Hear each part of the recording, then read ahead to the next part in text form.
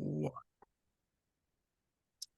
right, fam, what's going on? Welcome back to the Strong Life Podcast. We have the conjugate cowboy, Craig Bongelli. Very excited to have him on the podcast.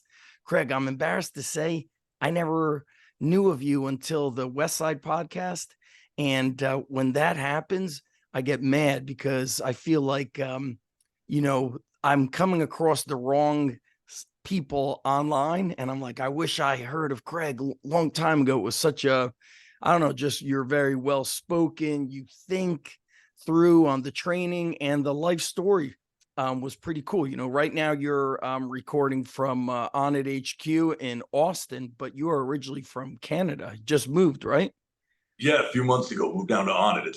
It's been quite a shift. Like Nice. Texas, Canada to Texas, quite a Yes. distance. What and it looks like you have a little bit of you got a family, correct? Yeah, I do. So it was a big move for everybody. That would have been a different thing as a single guy. Very different with a family. That's right. I just messaged a friend of mine. Somebody was like, sharing this crazy morning routine. I was like, he must not have kids or dogs. The guy with Yeah, like this perfect morning routine.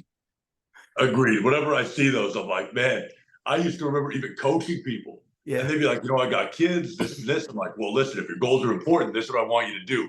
And now living that life a little bit, I'm like, okay, goals are still important, but there's a couple of the things you got to consider every once in a while. Yes, it's funny. Well, let's back up for like a few minutes to give a little origin story. I believe, if I recall, and I'm going to link up the West Side podcast so people could really get an in-depth listen, because that was several hours. What was life in Canada? You had a gym, I believe, at one time, yes? Yeah, I had a gym for a little over a decade in Canada that I named after my dog, Louie. It was just a small private gym Yeah. that I ended up opening shortly after coming back from my first visit to West Side. Because man, I don't even know if you can remember what it's like being in a regular commercial gym or being a coach there, but it's not great. Right. And after being at West Side, it's really not great. It's interesting, like when I saw how much you visited Louie, I was like, why? I started chatting with Louie in the early 2000s.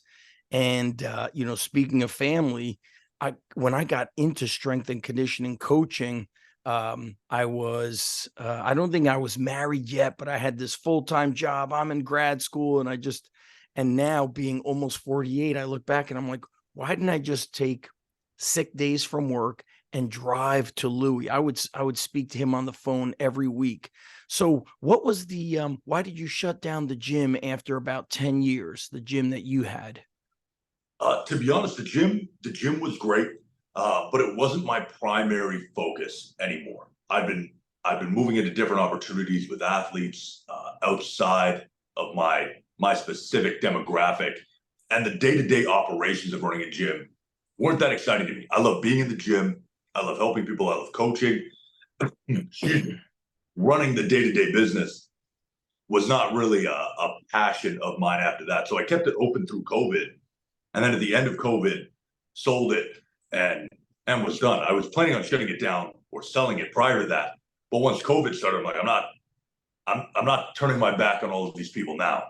Right. And Canada was no joke during COVID. They made New Jersey look like I don't know, vacation. Yeah, things got a little crazy for us, but Right. Good for you for, for getting out and making this move. So, it was like kind of scrolling through the Instagram. You're married and three kids. three daughters, three stepdaughters. Yeah. Very, very impressive.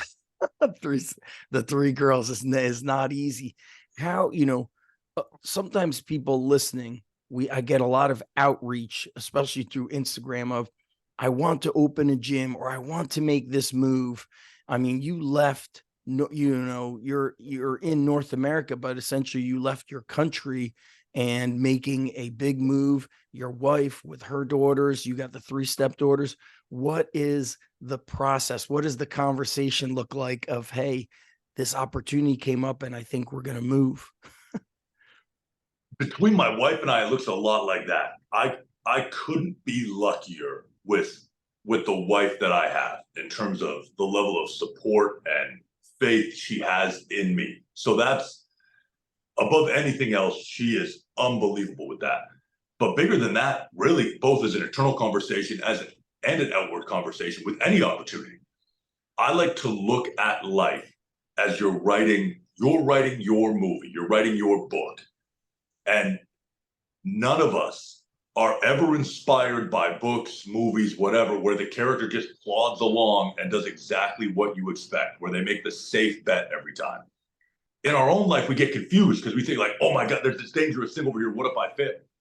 It's the failure and the struggle that makes us love our heroes. Yeah. Wow. That is very true. Yeah. You got to step into that in a million different areas. It can be competing. It can be moving 24 hours south to come to Texas.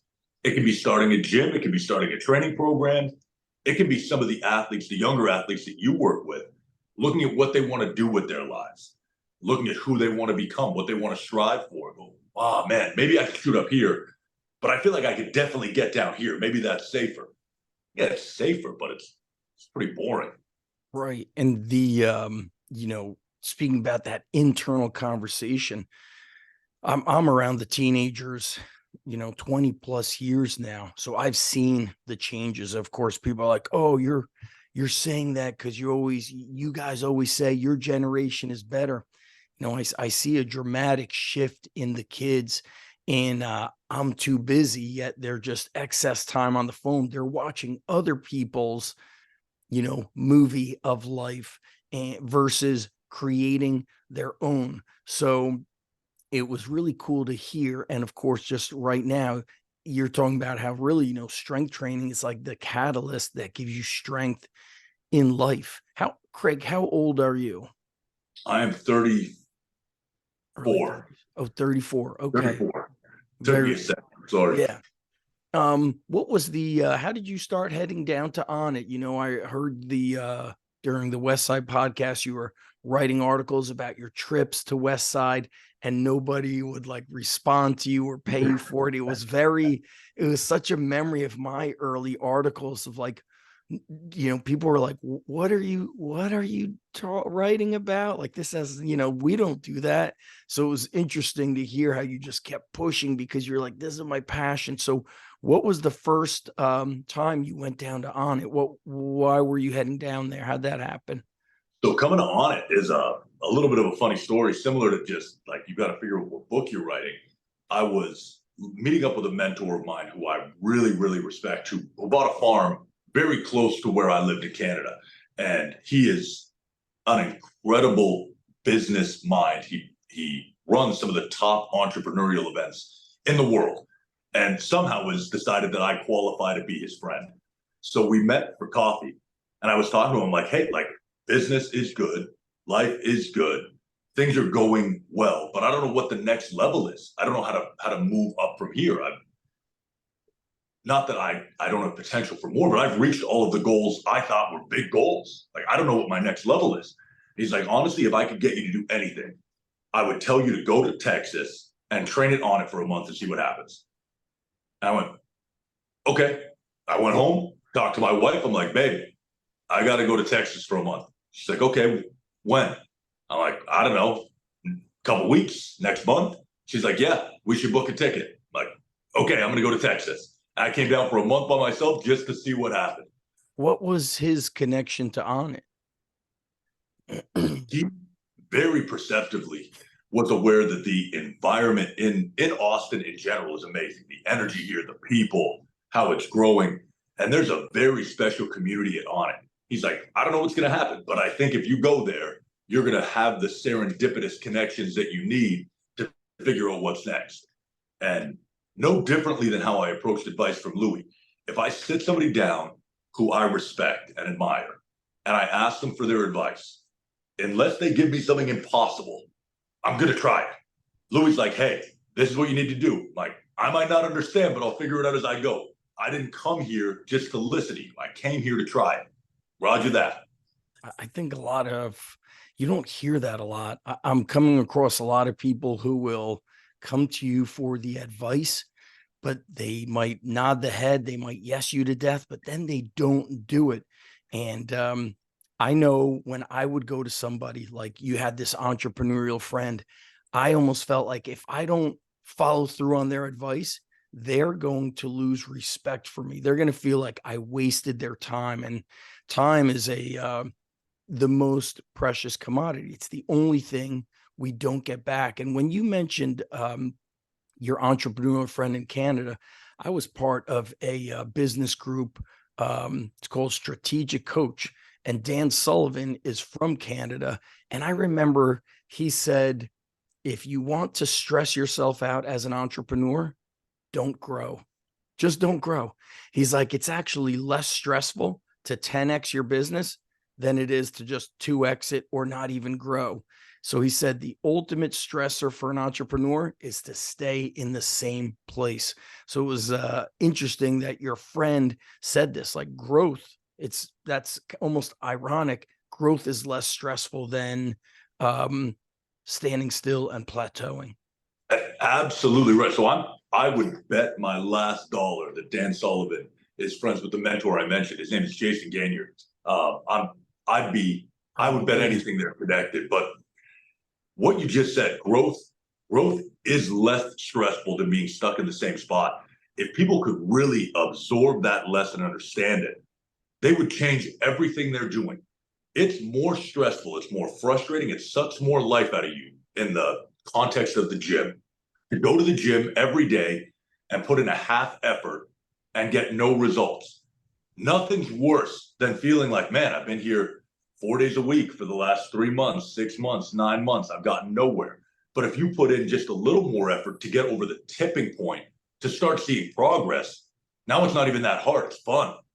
But people, they push just to the level of comfort and they stay there. It's like just very lightly, like slicing a callus on your hand over and over again. I'm like, listen, if you just cut deep once, you'll get to something that counts. And then it won't be this annoying little habit you have where nobody wants to answer the question, hey man, what happened? I thought you were going to the gym every day. You go, yeah, I go all the time. They go, oh, do you need a trainer? Is it working? How embarrassing is that? And people have that in life. You got to push just a little bit further into discomfort and you'll get all the payoff. All the payoff's over here. None of it's over here. Somebody, a friend of mine, Colonel Nye, he said, comfort is a cage. Like you just start living in it and you actually get, I think supposedly the, human, like our human trait is like to seek comfort, but I don't know why I don't feel that way. I don't know if it's because my wrestling background, but what's interesting is like you've been around, thousands and thousands of people. You owned a gym, you're training people online. Now you're at On It, and you mentioned the environment. So is there anybody at On It struggling, or is it just who they're around? What do you think is this limiting factor for the people who are stuck in the plateau mode? I think the limiting factor is that they haven't experienced it for themselves. They haven't broken through, and being in a community like On It makes it much easier to press into that range. We start getting this fear as we move forward into things that are harder and harder and harder, that it's just going to perpetually get harder. That, oh man, if I'm deadlifting 400 pounds today and it's really hard, 800 must be twice as hard. No, 800 pounds is the same percentage of hard. You just get better at it. You get better. So you can do more. It doesn't continue to hurt worse. And as you adapt, it actually hurts less. Making progress starts to hurt less as you improve. But they've never had a breakthrough. Yeah. Every single spiritual or philosophical teacher in history is saying what you're saying. I don't seek comfort. There is not a prophet of any religion or philosophy that preached comfort. None. But all of them have this journey, physical, spiritual, mental, to get to the point where they recognize the truth of that. And once you recognize the truth, you don't go back. Once it's been revealed to you, once you know, you can't unknow. Yeah. I read I would think the book was called Entrepreneurial Genius, and it was Dr. Gene Landrum, and he said that every profile of the entrepreneurial genius that he interviewed, he said before they had a breakthrough, they had a breakdown. And just speaking of like quote unquote people, I think about how today, you know, how many parents are like, I don't know if Craig should train. I'm afraid it's going to be too much. And I'm thinking to myself, like, you're not even doing enough. Forget about too much. And so you've set these limits. And I've done that before. You talking, Craig, just reminds me of times where I've held myself back. I remember early 20s squatting 495. And I remember thinking to myself, I was with, I had friends that were not at all into lifting. And here you are at On It. Everybody's into transformation. And my friends would say things like, how big do you want to get? And I was like, I don't know. I just love working hard. It's just kind of a byproduct. I'm not really concerned. Then I started thinking, is this safe to have 500 pounds on my back? Maybe I shouldn't do it. And it reminds me of, if you surround yourself with people or your inner voice, it puts those limiting beliefs, you will stop yourself. It's quite amazing, the power of the mind, whether it's positive or negative. What's like, you know, you've transformed yourself. I believe you've lost a lot of weight in your days from powerlifting. You were competing in strongman as well. Yeah, so I started at 150 pounds when I was 17 years old. I met Scotland's strongest man. His name was Jamie Barr. He was a top 10 finisher, world's strongest man. He was 6'2", 270 when I met him. And I was 6'2", 150. And I was boxing at the time. And I was like, this is this is a man. I've never seen a man before. I need to be big. I need to be tattooed. This is what I'm doing. So 5 years later, I was 300 pounds. I doubled my body weight, ended up in the 320s. When I retired from strongman, I went down to 220, joined the military, ran a marathon. I know I'm back up in the low 260s. And to be honest, feeling pretty light at that weight, but enjoying it. So how do you go in 5 years to doubling body weight? So that's a great question. You know what you were just talking about with limiting beliefs and the limits we set on ourselves. I think when you talk about, and I've heard you talk about this a lot for years, guys back in the 50s and the 60s, like back in the day lifters, they didn't know what other people were doing. Maybe the people immediately around them, but if they had correspondence with coaches or other lifters, they were writing a letter and they didn't know. I heard this guy at this gym 3 states over is squatting the whole bar full of weights. It's crazy. They can't even get enough weight on the bar for this guy, or this guy's so big, or he's so strong. And their imagination would build for them what this might be. And today we have people going on Instagram, they go, how many pounds of muscle can I gain a month? And somebody on Instagram told them it's 1.2 pounds. They go, well, that's it. 1.2 pounds. I can gain 18 pounds a year, or nothing is possible. And when I was starting, the internet existed, but I didn't use it very much. And I was broke. Like, I had very little money. I had very little going on. So I just went off of trying as hard as I could. But I don't know what's possible. I feel like there's these mythological figures out there doing crazy things. I'm just going to try my butt off and see how far I get. And if you can do that, the limiting beliefs, we think we know. We think we know so much about what's possible for other people, possible for us, because we've got this weird sample size from our little bubble on the internet. Right. We need to forget all that and just balls out. What can I do? Maybe I completely suck. Maybe I'm a genetic phenom. But there's only one way I'm going to know. And that's how I put on 150 pounds in 5 years, doubled my body weight. People didn't think I could weigh. When I started, people were like, if you get to 170 with your genetics, you'll be lucky. Then it was 200, you'll be lucky. Then 220, then 240, then 280. Then it was, well, it must be nice to have such great genetics to get so big. Must be nice. It must be nice. The famous saying. Only had to gain 130 pounds for my genetics to suddenly appear. You're right. The power of the imagination. You know, my buddy Jim Steele was a strength coach at the college level for over 20 years. And he said, you know, those early days before the internet, you would read a book, an autobiographical book about your favorite football player, and then you would have to imagine, what did he eat versus what does The Rock eat? Let me go look on his Instagram. And you're right. Kind of going back to what I said to you earlier, I'm like, damn, I wish I came across Craig earlier and we connected earlier. You see, I think the algorithm works in such a way where people come across, maybe not the best information and kind of like all this influencer kind of BS stuff that is, like you said, it's extreme. It's like, outliers, where we need to use our imagination. That's why I like writing and reading, because it makes you think.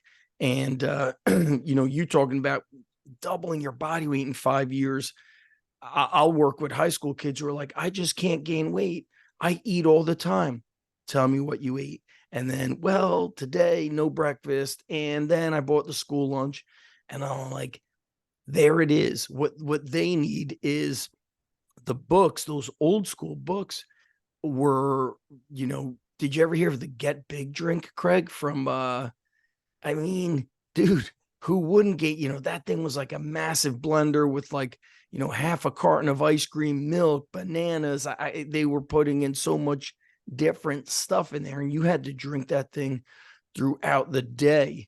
And so interesting how the books of decades ago, they didn't have really anything to do with fat loss. Everything was like, you're too skinny, you're too weak, you lack confidence. Here's how to be strong, confident, and like, attract the ladies. So interesting how the world has changed the past 20 years to now it's a lot of get lean, get ripped, lose all this weight. We didn't have the fat problems of today, looking back of like the 80s, 70s, 60s, 50s. So interesting. What's, Ben, you mentioned, of course, a lot of influence of West Side Barbell. Who else has influenced you, whether current or even from the past? Oh, I got a list. I have so much gratitude for a select group of coaches and athletes that I got a list. I keep a list. So Louie Simmons, number one, Yes. cannot overlook him. Number two, the first coach I ever hired, which cost me every dollar I had at the time, was Andy Bolton. Oh, wow. Incredible. First coach I ever worked with. So Andy Bolton's a big one. I went to Alaska to live with Bill Kazmaier for a couple weeks. That's And then right. he came to Canada and lived with me. He was a major influence. And then the other one I always have to say is Josh Bryant, who's here in Texas. I think Josh is like tip top. If somebody was like, hey, I'm going to hire you or I'm going to hire Josh Bryant, part of me's like, I kind of like Josh better than me. Even as a person, go hire him. Like, Josh is awesome. That is great. I love all those guys. Talk to me about your time in Alaska with Bill. What was that experience like, and how did that trip happen?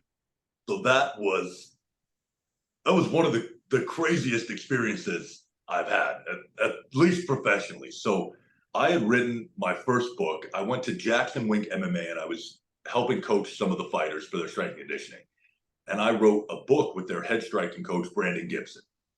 And after I wrote the book, I started thinking, What's the name of the book, Craig? Is it a physical book? It is. It was called How to Bang. Oh, is it? I'm going to have to find it used now. I'll send you one. No, I don't think it's. I'm I've going to changed a buy lot it. of my ideas since, but I wrote it, and I remember thinking, it's not that hard to write a book about stuff you do every day. Right. Like, I'm sure writing a Stephen King novel is very tricky. Like, I don't have it. But to write about what I do with fighters or to write about programs, like, this is not that hard. And I saw an interview with Kaz, and he was talking about some of his old training. And I was like, man, why hasn't Kaz written a book? Like, somebody just needs to sit down with Kaz and be like, yo, tell me how you did it. Why not? Yeah, that's interesting. So I sent him an email, and I was like, hey, you don't know me, but I just wrote this book here in New Mexico with this big striking coach. I'd like to come learn everything there is to learn about bench press from you and write a book. And so he had some family disagreements come up, in regards to the book and the project. So the book, I'm the only one who's ever read it. We finished all of it, and I'm the only one with a copy because it's a little bit of a longer story there, but it is what it is. That's heartbreaking to hear because the world would love to see it. Kind of reminds me of, this book is Strongest Shall Survive. Yeah. I think the family won't release the rights to like Ripeto's print company. So now that book's like $300. Yeah. So go ahead. Well, so I went and I basically hit him up. I'm like, listen, this is all I want to do. I want to come. I want to learn everything. I want to write it down. That's it. I'll make any other part of the deal you want. I don't care really about the money. I want to learn from you. And if me learning from you allows other people to learn from you and you can make money from that, that's a good deal to me. Yep. So I showed up in Alaska and it was a trip. The first thing we do, we get out of the airport. He's like, you hungry? I'm like, sure. So we drive to, I think it was a Sam's Club. It was like a Costco. And he goes in, he's like, you like fish? Yeah, I like fish. So he buys 2 pounds of it. It was either called ahi or mahi. Oh, mahi. Yeah, mahi. Yeah. We bring it out. He puts it, like drops the tailgate on his vehicle, puts it down, pulls out a pocket knife, hacks off a piece. Like, here you go. Hacks off another piece. He eats it. I'm like, okay, this is what we're doing. We sat there and ate 2 pounds of raw fish and just got to know each other. I've never raw fish like sushi. That is crazy. And I was like, okay, I'm in it now. Here we go. That is great. Well, when you went out to Alaska, I know they have like several months of no sunlight. No, it was beautiful when I was there. It was sunny. It was relatively warm. It's one of the most beautiful places I've ever been. Mountains everywhere. It was unbelievable. And I was hanging out with Kaz. Like when I started lifting, like Kazmaier's on the Mount Rushmore. He was this untouchable idea of a person. He wasn't even Bill Kazmaier. He was just Kaz, the idea. Right. And now that's who I'm hanging out with. Like it was mind-boggling. And so what was the day-to-day experience? How long were you there for? What were you guys doing every day? I was there for about 2 weeks. We get up every day. We ate all the time. All the time. I think being around somebody who was interested in strength and strength training, you kind of got Kaz a little excited about that. So we ate like animals. We'd hit the gym once or twice a day. And then we'd go to coffee shops, talk. I'd write, I'd ask questions, I'd write the answers, more questions, write the answers. And then we'd go tour something in Alaska. We'd drive out into the mountains. We'd go wherever. It was well, that's amazing. Where's he living in? Like a house, a cabin? What's that like? He shared a house with another guy who I didn't meet. That guy wasn't around the 2 weeks I was there. I don't know if he was traveling. And I'm not sure if Kaz is still in Alaska now. But shortly after that trip, maybe a month later, he came down to where I lived in Canada and stayed with my girlfriend at the time and I for a couple of weeks. And it was a really neat experience. It was very strange to be around someone who I barely was able to perceive as a person prior to that. Yeah, he's such bigger than life because we saw his World's Strongest Man videos and I think they banned him from competing because nobody could beat him. So what was, with food and everything, be interesting to hear. What were you guys eating? What was a typical breakfast? I'd love to hear the details of all this coming from somebody like Kaz. And also, I know like I think there's like a bench press manual I purchased on eBay long ago. And he does, like some high volume bodybuilding work, like sets of 8, sets of 10. And, but, going back to it, like what was a breakfast? Was there a typical breakfast? What did he advise you to eat? Because you were competing. What were you competing in at the time when you visited him? Okay, so I had just come off of competing as a pro strongman. I wasn't sure if I was going to continue or not. I was really kind of evaluating, am I putting all of my effort into being a coach, or am I putting all of my effort into being an athlete? Or at least the bulk of am I going to be the best coach I can be and be whatever athlete I can be with what's left, or the reverse? So I wasn't sure the path I was going to take. But in terms of what we were eating, two of the biggest things that were interesting with the Kaz philosophy that I wish I'd known earlier when I was trying to gain a lot of weight. Number one, he was a huge believer in mixing protein sources at each meal. His philosophy on this was the digestion times in terms of when it would hit your body. But to be honest, one of the biggest advantages, in my opinion, is it makes things a little easier and more interesting to eat. Instead of eating 16 ounces of steak, it might be 5 ounces of steak, 5 ounces of chicken, 5 ounces of fish, which is a little bit more palatable meal to meal to meal. Mm-hmm. The other thing, and this is a funny term, but lubrication. Sauce, or cottage cheese. You're going to eat something? Cool. Put it in a bowl, cover it in cottage cheese. You'll get more calories, you'll get more protein, and it'll be better lubricated to chew it and swallow it. And it really makes the difference. But lubrication and mixing your protein sources were massive. I've seen Kaz on his Instagram, like post that he goes fishing, I don't know, hunting. Did you guys go and outdoor stuff, or was it like eat, train, coffee shop? We did some tours out into the mountains. We went to the state fair. We'd go see different things. We didn't do any fishing or hunting though. We didn't really have a full day that we could lose. So a lot of, at least half the day, every time was in a coffee shop. Mostly me quizzing him, right? And writing down everything I could learn and then tying it together. We're going, hey, 2 days ago, you told me that you like to do this for bench work, this for deadlift work, but you like these types of accessory works for upper back for each. How do I put that together?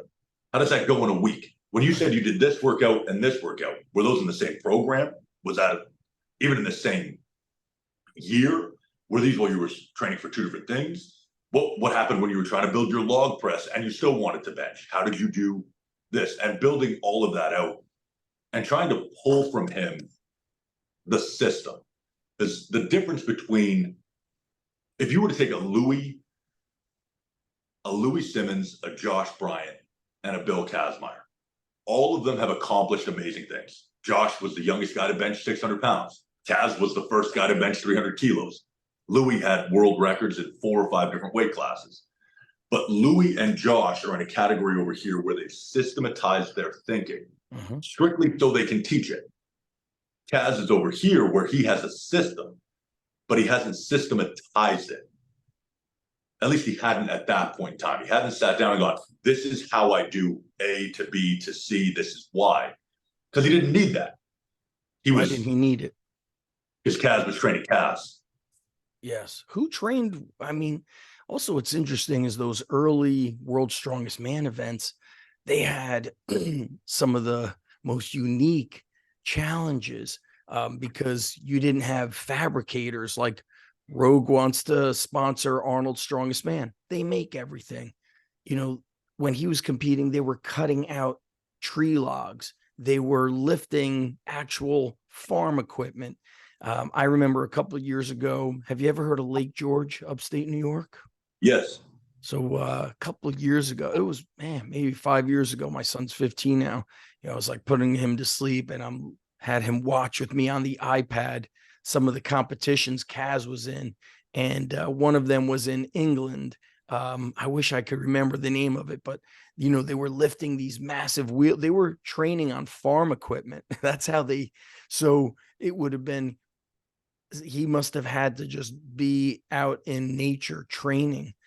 Did you ask him about strongman training, or was it strictly? Absolutely. What were your big takeaways from that? So one of the interesting things with Kaz, when you see Kaz hitting a 360-pound natural log. So for people who aren't familiar with the terminology, that's what Zach was just talking about. Cutting a tree, cutting a piece out of it, cutting in handles and lifting it. So it's uneven. It's not an even diameter. The weight's not perfectly even. When Kaz was hitting a 360 natural log, he didn't have anything to train log press with. Anything. He'd only see it at a contest. So how did he prepare? That's the question. Yeah. Becoming belligerently strong. Because when you see him for the 360 log example, he basically power curls it Yes. and just strict presses it. Off I don't balance, think kind of moving. no So push it, press. no, just a tremendous amount of horsepower. So the amount of work he did, and the other thing, and I'm going to keep circling back to this because I think you're one of the coaches today who can appreciate it. When we have all of these guys on Instagram, and I won't even get into the fact that most of them barely look like they know what they're doing in the gym. But we have a bunch of coaches who go, this is the exact right amount of volume to do. This is the exact right amount of intensity. Any more than this is too much and it's going to be horrible. And Kaz back in the day was going, okay, I want to be big, so I need the bodybuilding work. I want to be strong, so I need some really heavy work. I want to be able to do some reps in these contests, so I need some middle range work where I'm working with 80% for sets of 5. And she goes, so what do? Put it all in and let's see what comes out. And he did so much work. He was telling me about a bench press work that he did. He'd hit 600 pounds for 5, drop to 550 for 5, then go 500 for 3 sets of 10 with a regular grip, 450 for 3 sets of 10 with a close grip, 450 for 3 sets of 10 with a wide grip, and then into his dumbbell pressing, his accessory work. And it's, now I'm not saying that's the most optimal program, but it worked. He worked. It would work. It's I was just somebody as well, somebody I like a lot was posted something on Instagram and was like, well, how much volume do you really need past 2 hard sets? And you got 2 sets of 10, then you're so fatigued that on your 3rd set you only get 6. Why would you do that?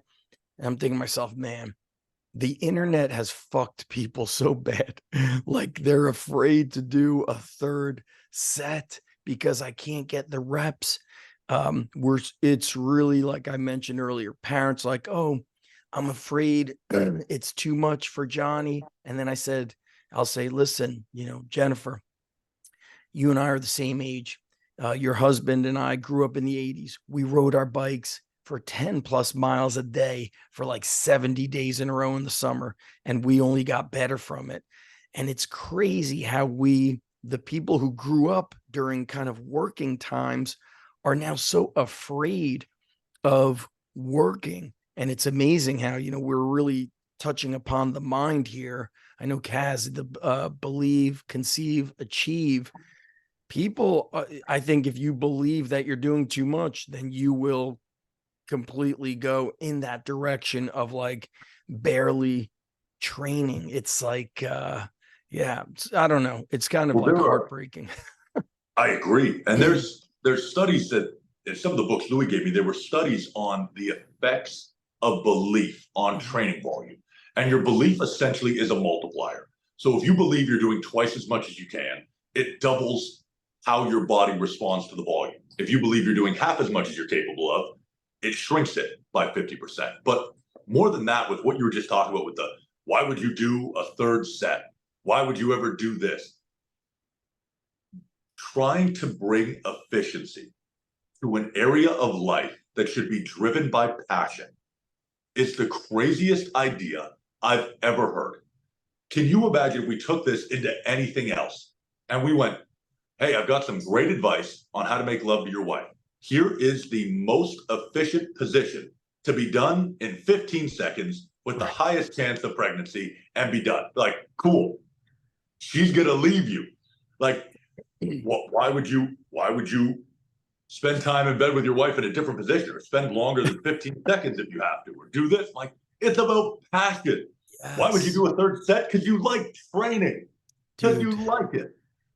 Do you know who the Barbarian brothers were? I do. The old wrestlers. They weren't wrestlers. They were, you're thinking of the Bulldog guys, maybe. But maybe. The Barbarian brothers were power bodybuilders of the late 70s, early 80s. Then they got into some like Hollywood B movies. One of them passed away, but they were like very passionate. And if you look up on YouTube, Barbarian brothers, you'll see them doing like presentations, kind of like what Kaz used to do. You see them doing like dumbbell curls with 150s. And then this guy that started training with them, he passed away too. His name was Vic Richards. Well, I started coming across their work in the late 80s, and Vic Richards would say things like, I don't count sets. I just squat for 1 hour or I leg press for an hour. And so I was 15 years old and I would be like, I will leg press for 1 hour, then I'll squat for an hour. I didn't have the eating part down, but they broke barriers, as you're saying, versus being in this like perfect, optimal, which, Louie, of course, quotes, normal people will give you normal results. Yeah, but it should be about passion. Yes. It should be about passion. If you have a son or a daughter who wants to play sports, so my middle daughter loves basketball. Like, she's all about it. A study could come out that says the absolute optimal amount of times to shoot a basketball in a single practice is 7 times. If we're out there and she shoots it 7 times and it's like, I'm having a great time, I'd like to keep shooting. Stop. Right. Yeah, what are we doing? Efficiency is wonderful if I'm running a conveyor belt. I'm not trying to be the General Motors of exercise. I'm trying to enjoy it. And if you don't enjoy being in the gym and you're looking for the efficiency to get in and out as quickly as possible, go find some other way to exercise that you enjoy. Yes. But if you don't enjoy it enough to be able to answer the question, well, why would I ever do a third? You're not doing, I don't understand why you're here. I think when I look and I'm kind of like want to get away from Twitter and just use it as like a place to share my content. But I've been saying for a while, like all these experts have demonized hard work. They've demonized strength. You mentioned going to Louie and the first thing he did was send you out to do the wheelbarrow and the sled.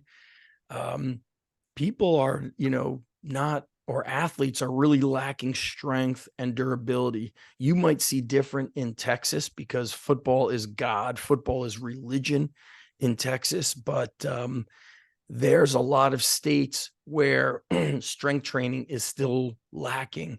And a lot of the stuff on the internet that looks cool, it's not helping these kids. And this year, I've never seen so many athletic injuries in my life.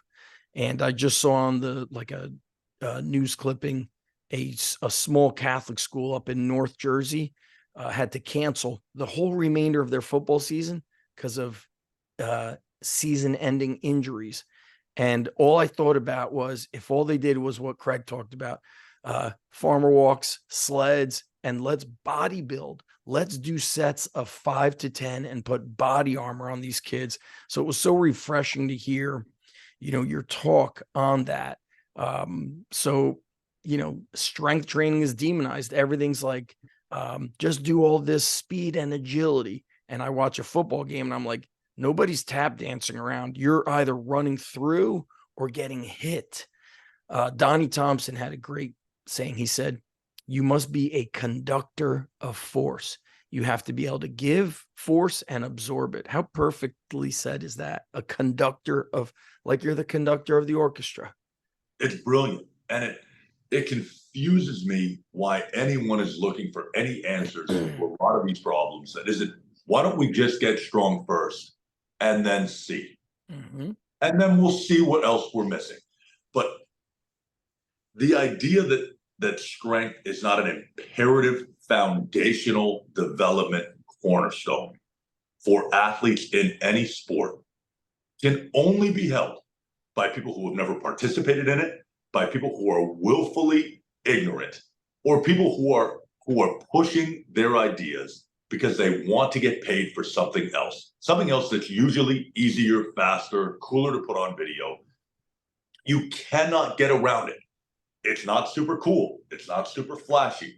Seeing a legitimate squat workout on YouTube or Instagram will probably put you to sleep. Yeah. But it works. That's right. And I think people like yourself, myself, we look at and say, look how perfect the hand position is. Look how strong, look how big his back and his traps and mid back are. We know all the things that go into a beautiful squat.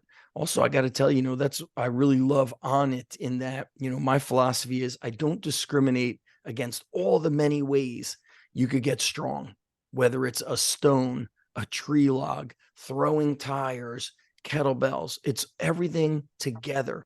So many people are like, no, this is the only way. Whereas I love Tom Barry's kind of motto is like, this is not the way, it is a way, one of many.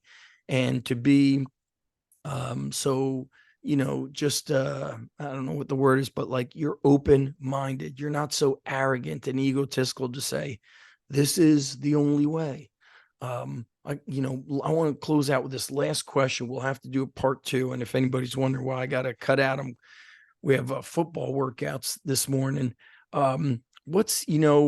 Talked about the book of life. So now that you're on it, and then I guess looking at life, Craig, are you like, hey, this is my chapter. I don't know when this chapter will end. I'll just keep writing it. How are you looking at this chapter of life in Texas and on it? That's a great question. I try to look at everything. Everything seems to oscillate or switch between me developing as a person and then trying some new experience or adventure. So coming to Texas, big new experience, big adventure. Now that I'm settled here, I'm looking at all of the opportunities here and I'm going, how can I improve? How can I improve as a husband? How can I improve as a father? How can I improve as a coach? How can I improve as an athlete? How can I improve as a member of the community that I'm in? And it seems to me, and this might sound a little mystical maybe, if I continue doing that every time, once I've done whatever I need to do in that area and developing me, a new and typically better opportunity ends up appearing every single time. And I have no intention of leaving Texas or leaving on it. So I don't know what that will be in what area. But every single time is okay, here's this crazy adventure. Now, how do I grow into it? How do I be the best person I can be in that, in all of those areas? And then we'll see what the next adventure is. Very cool. And in Canada, did you sell the house and your wife had to find a new job, or how'd that all work?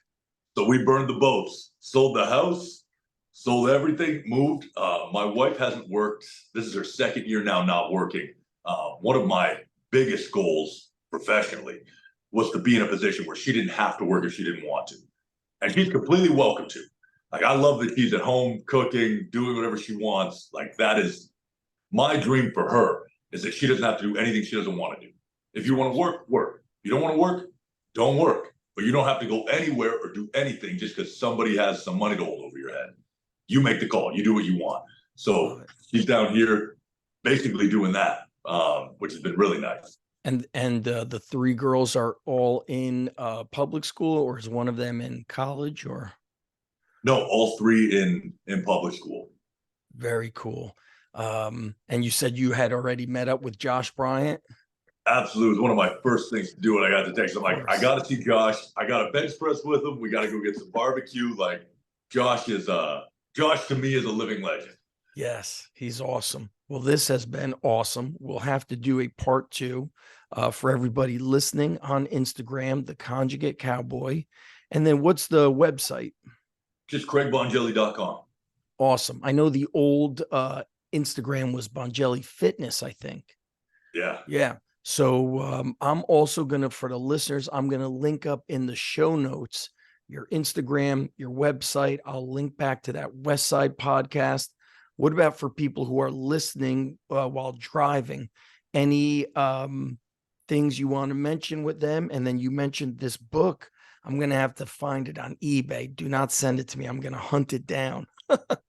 What else would you like to talk about for the people who are listening? Honestly, all those resources are great. The only other thing I would say, as people listen to this, all of the content you put out, I try to put out valuable content on my end, but I think people should recognize, hey, like, take some of the stuff we're saying. Anything you hear me on this podcast, you hear me talking to Zach, hopefully I sound like a well-spoken, intelligent guy. Believe nothing I say until you try it for yourself. Any of the ideas I share, any of the programs, even if you buy one of my books, it doesn't matter. Take it and don't trust anything until you try it and it works for you. I love having a platform, but Don't take it all with a grain of salt. Go test it. I would Test love if it. everybody tested everything we ever told them to That see is for great. themselves. When you say that, Craig, I've said that to coaches. I remember speaking in North Carolina, and I said, what questions do you guys have? So I said, nobody raised their hand. I said, that's a problem. I said, because you're all coaches. You should question everything I just taught you, and you should question it. That's what I told them. And it's funny that you say that, because I don't hear people talk like that. You must, in training, as you know, you have to do it to actually test it out. We spoke about the Bill Kaz crazy volume training. Hey, if you're young enough and you're eating enough, challenge yourself with that, or the Barbarian Brothers training and all those things. So, but this has been great. I want to thank everybody for listening, watching, and of course, sharing with friends, leaving a review.